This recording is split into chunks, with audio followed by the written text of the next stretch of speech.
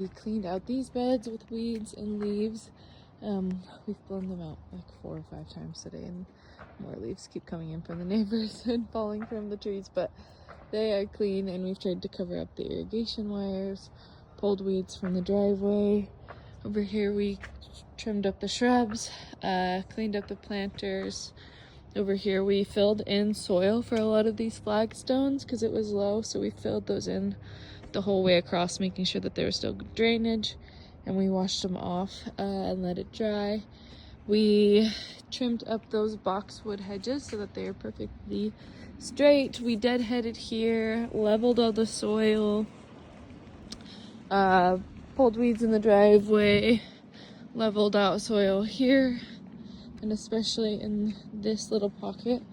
So a lot of time leveling that out, and then pulled weeds from the grass, shaped these front entryway boxwoods, noting that that little edge right there needs to be sloped to match to this side eventually. In the front we shaped up all the boxwoods so that they're neat and precise, and leveled out the soil in these beds.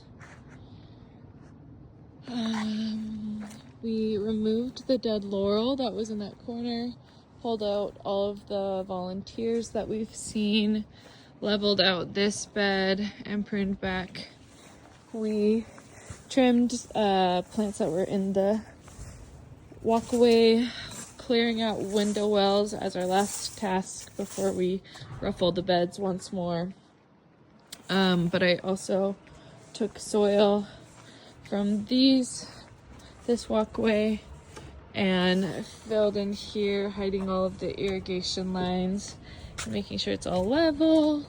And then we trimmed up all of these shrubs as well as these boxwoods, cleaned everything out, hid the irrigation lines, blew leaves, hid irrigation lines here, cleaned up this whole area, made sure there's no debris in any of the corners, left the ivy growing, but made sure that it wasn't like choking any of the plants. And then we also cleaned up all of these beds, but left everything pretty wild since we'll be back here once more.